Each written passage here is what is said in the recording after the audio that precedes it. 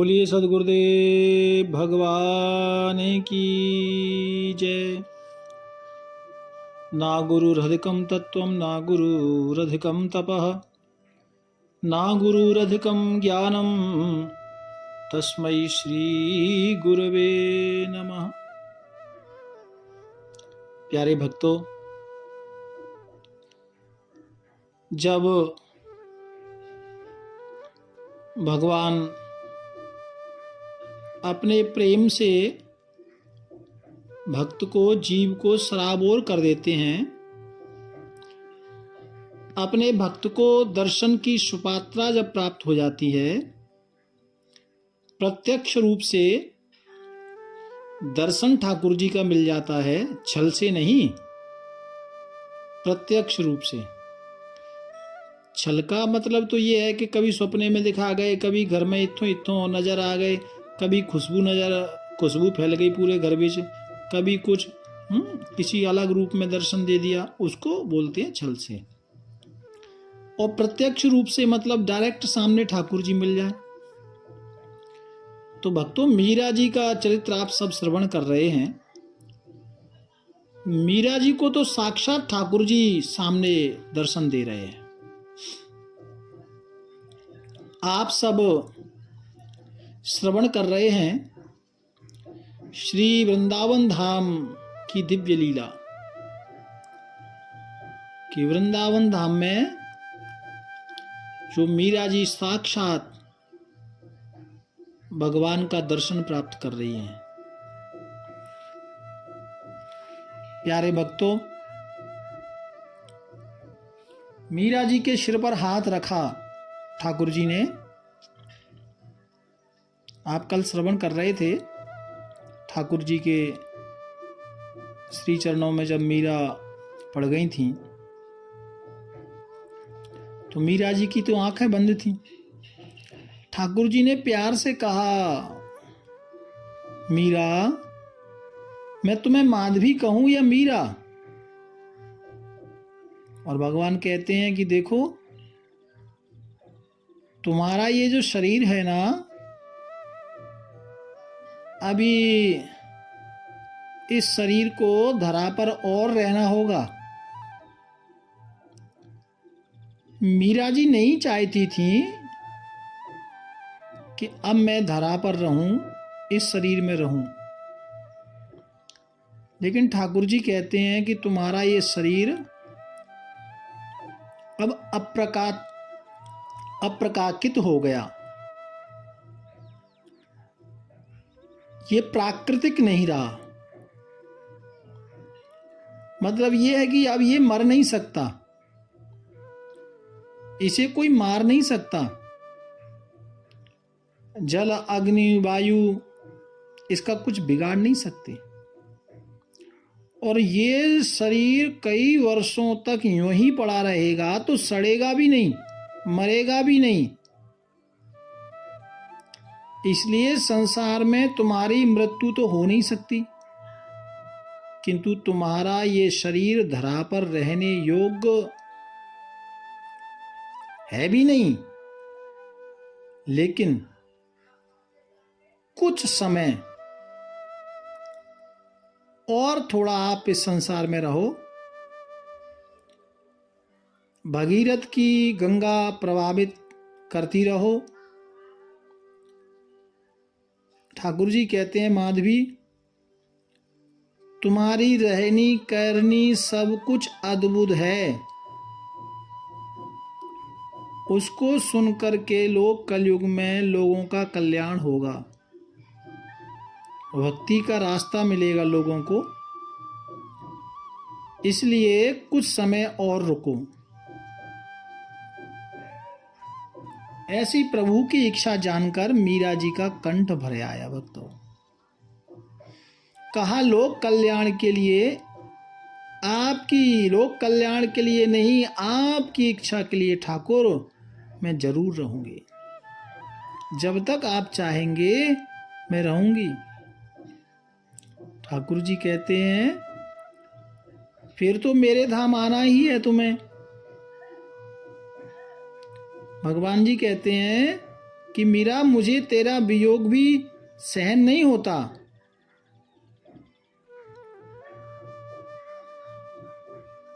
मीरा, मैंने ही इस आनंद सागर से दूर तुझे भेजा है, संसार में भेजा है। ये संसार बड़ा कठोर है। मीरा जी देख रही हैं भक्तों, और मेरे कारण मेरे प्रभु को कितना कष्ट हुआ है। मीरा जी कहती हैं कि आप तो सदैव मेरे साथ हैं ठाकुर, पल पल पर आपने मुझे संभाला है, मेरी रक्षा की है। आपकी अपार कृपा है मेरे ऊपर। आप जैसे चाहोगे, जो कहोगे, मैं वही करूंगी। प्यारे प्रभु प्रेमियों,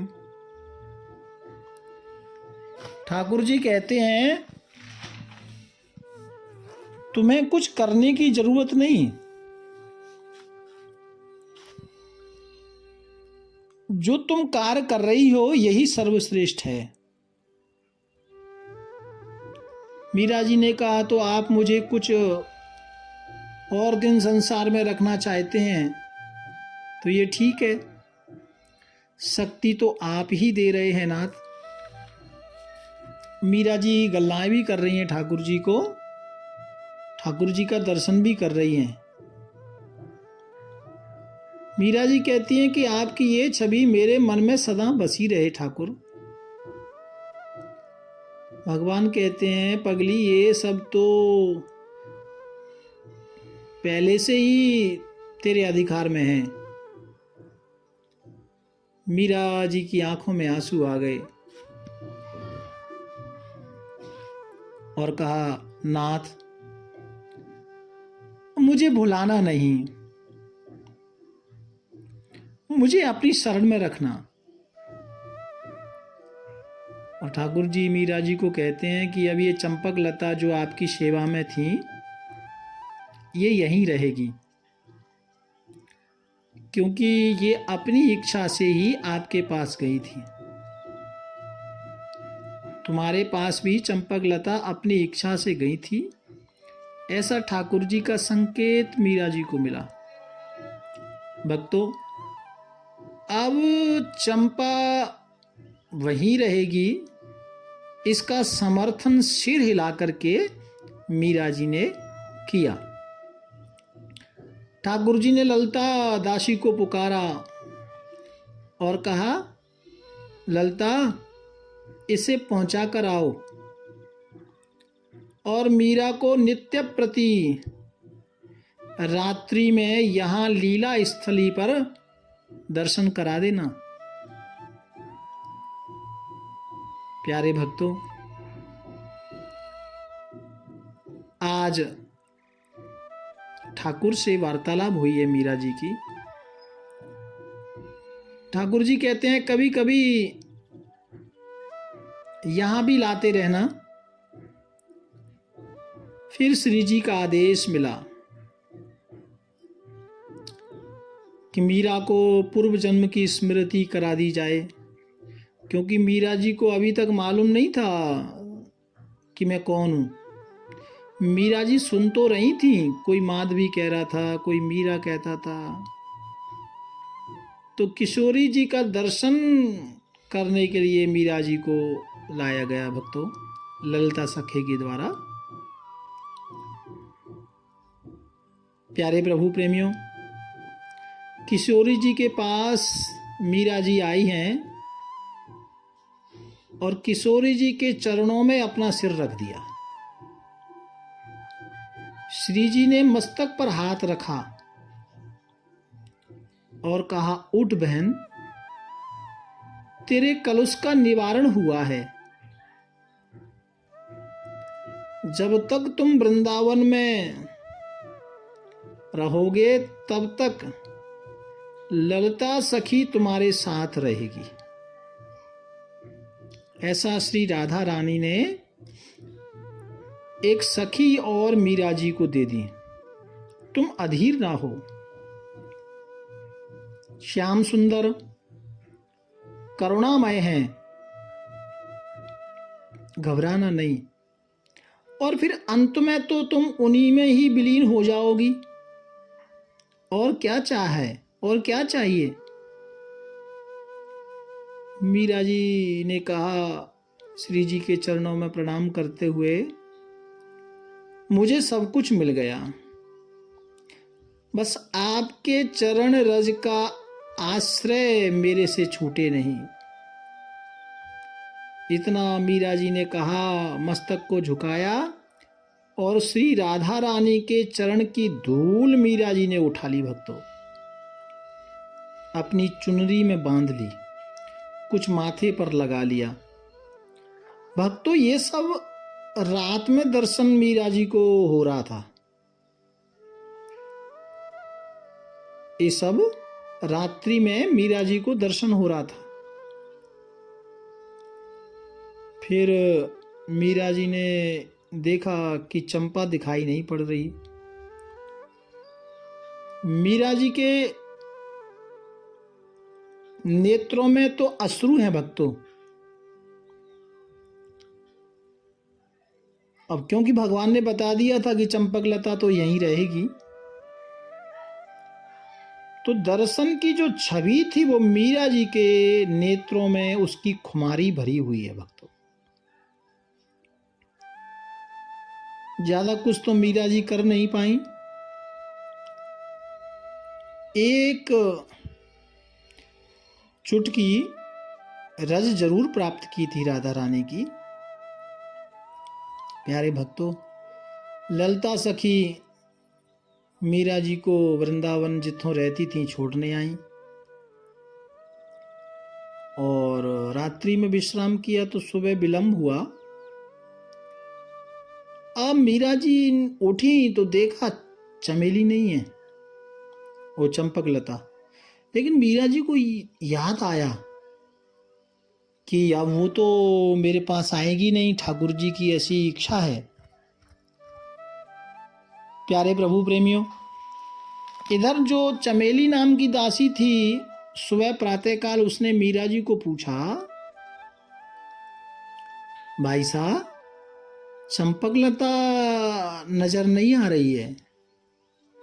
अब मीरा जी को तो मालूम था, और मीरा जी की नज़रों में तो रात्रि के दर्शन का जो ठाकुर का जो नशा था वो अभी भी उतरा नहीं था। आंखें खोली नहीं थी, जो पल्लू में चरण रज बंधी थी उसमें से एक चुटकी मीरा जी ने मुंह में डाली, थोड़ा हृदय से लगाया। तो चमेली ने देखा, हो सकता है कोई संतों की चरण धूली होगी। प्यारे प्रभु प्रेमियों, मीरा जी ने आंखें खोली तो सोच रही थी, सोचते सोचते आंख की पुतली स्थिर हो जाती भक्तों। और कभी मीरा जी रो रही थी तो कभी मीरा जी गाने लगती, और इस तरह से मीरा जी अब केवल रात्रि का दर्शन करने के लिए रात्रि का ही इंतजार करती, और दिन में भी विचार करती हैं अभी तक ललता आई नहीं। कई बार चमेली जो सखी सेवा में थी उनको पूछती थी, रात्रि हो गई क्या, संध्या बेला आ गई क्या, ऐसा बार बार पूछती। चमेली ने सोचा, लगता है बाईसा को कोई रोग हो गया, कोई बीमारी लग गई, पहले तो ऐसी नहीं थी। और वो मन में सोच रही हैं कि घर से इतनी दूर वृंदावन हम लेकर मीरा जी के पास तक, यहाँ तक हम आ गई हैं, और यहाँ लाकर हम सब ने बाईसा को रखा है। हम लोगों ने बड़ा गलत किया, लगता है बाईसा को कोई बीमारी हो गई है। और चमेली कहती है कि चंपकलता भी इस कठिन समय की घड़ी में पता नहीं कहाँ चली गई। सोच रही थी कि किसी वैद्य को बुलाकर लाएं, लेकिन भक्तों, मीरा जी की व्यथा को कौन जाने। इधर सेविकाएं परेशान रहती थीं और मीरा जी तो भगवान के दर्शन जो किए थे उस ध्यान में निरंतर खोई रहती थी। सेविका सोच रही थी कोई रोग लग गया। कई बार ललता ललता पुकारती थी मीरा जी, और मीरा जी की हालत देख करके दासियां रोती थीं भक्तों। वो कहती थी कि देखो ये चरण कितने सुंदर थे, मीरा जी के पैर कितने सुंदर थे, जिनकी हम सेवा करती थीं। अभी पैरों की दशा देखो, धूल मिट्टी पैरों पर चढ़ी होती है, कांटे लगे होते हैं। नंगे पैर वृंदावन में विचरण करती हैं ना, झाड़ियों में जंगलों में यूं ही घूमती चलती रहती हैं आवेश में, भगवान के प्रेम में। और देखो क्या दशा हो गई है। इस तरह दासियां आपस में गल्लाएं करती हैं। और मीरा जी भक्तों, कभी कभी मीरा जी के हाथ लंबे लंबे नजर आते, शरीर कभी ऐसा लगता जैसे सूख रहा है ना, एकदम दुबला पतला, और कभी ठीक दिखाई पड़ता। तो इस हालत को देखकर दासियां घबरा रही हैं। अब इनको कोई रहस्य का तो पता नहीं। प्यारे प्रभु प्रेमियों,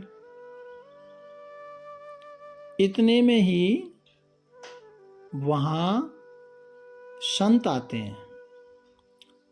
संत शिरोमणि मीरा जी की जय हो, मीरा जी की जय हो करते आते हैं।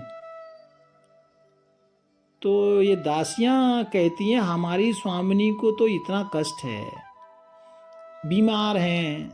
सखियां गल्ला कर रही हैं और ये संत महात्मा और आ जाते हैं दुख देने के लिए। भक्तों, संत तो मीरा जी के चरण में आके लेट जाते और उनकी चरण धूल अपने सिर पर रखते।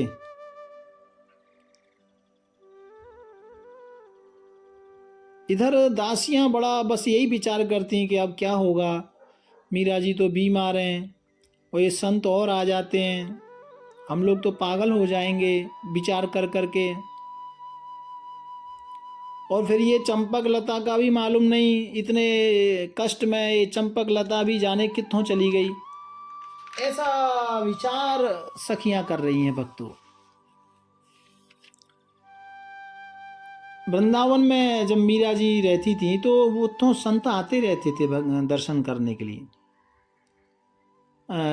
कभी कोई सिद्ध पुरुष आता और कभी कभी तो ऐसे संत आते भक्तों जो इस युग के नहीं थे, कोई द्वापर का था, कोई सतयुग का, कोई त्रेता का। ऐसे बड़े बड़े महान संत मीरा जी का दर्शन करने आते।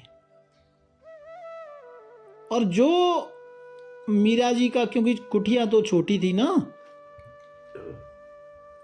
तो मीरा जी की कुटिया के सामने एक चबूतरा था, वहीं आकर सब बैठ जाते। वहीं ठाकुर जी का एक चित्र लगा था, बस वहीं सब आकर के बैठ जाते। सतयुग के बड़े बड़े संत आते, वो तो मीरा जी को आशीर्वाद देते। और जो यहाँ लोकल वृंदावन के जो संत थे वो मीरा जी का दर्शन करने आते, आशीर्वाद लेने आते।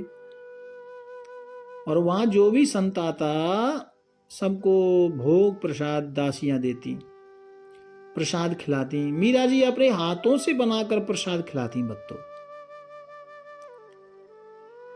मीरा जी कहती हैं कि ये जो जीवन हमें मिला है, इस जीवन से, इस शरीर से जितना हो जाए वही कम है।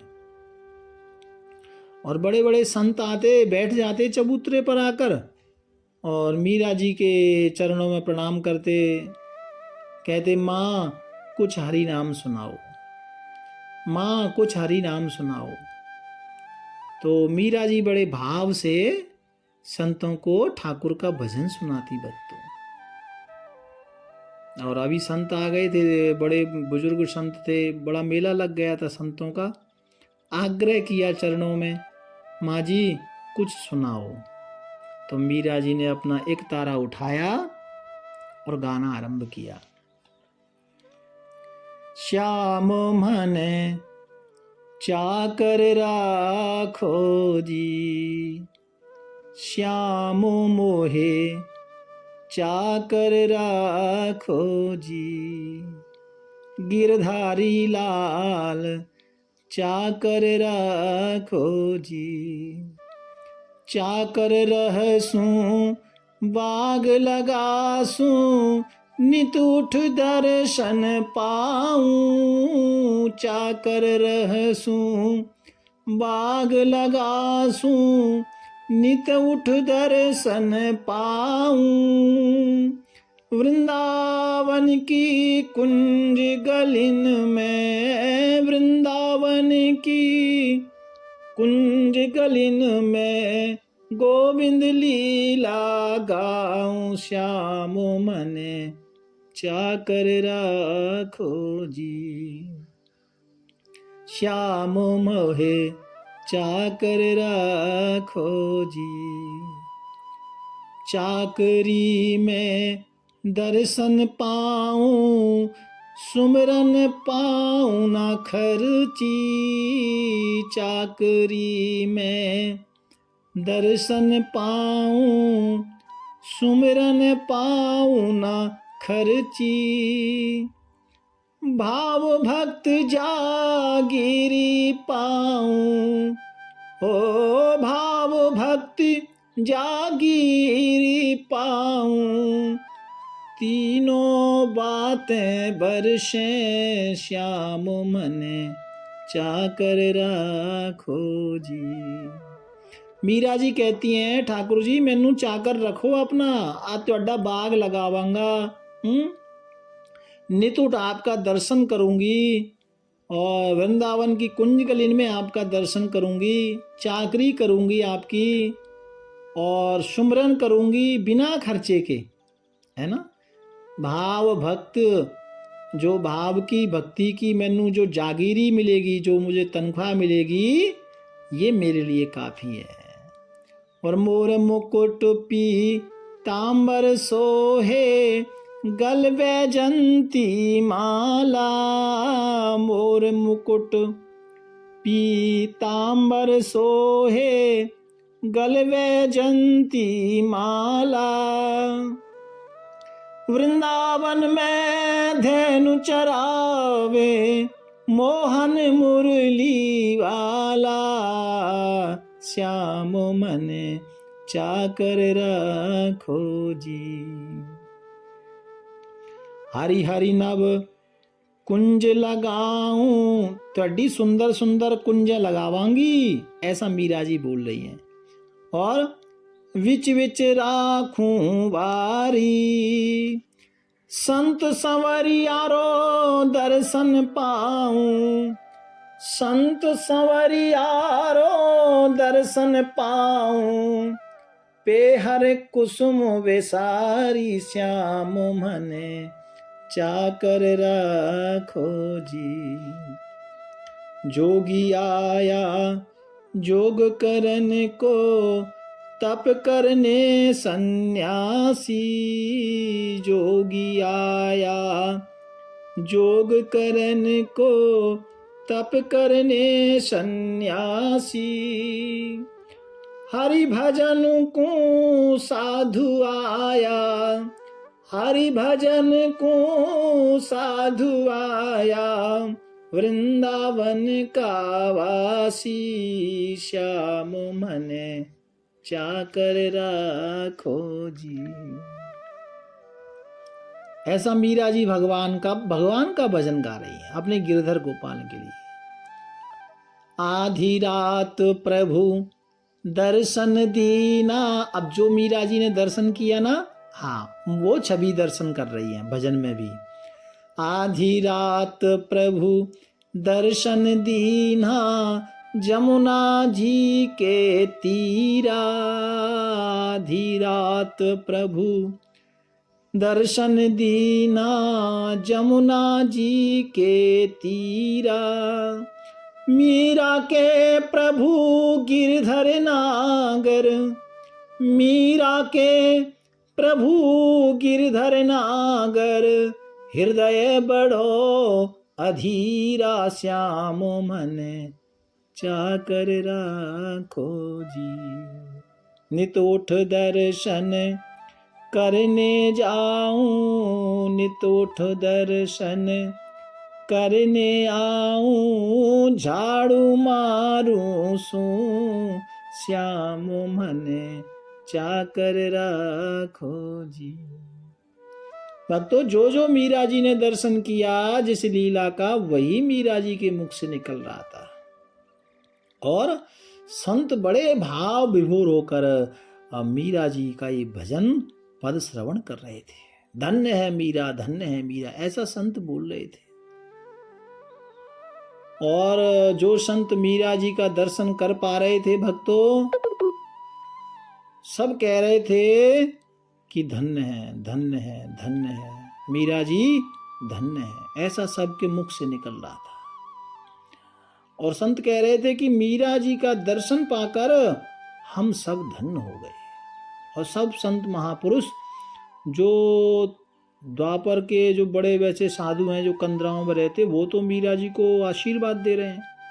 लेकिन जो वृंदावन वासी संत थे ना, वो सब मीरा जी को प्रणाम करते हैं।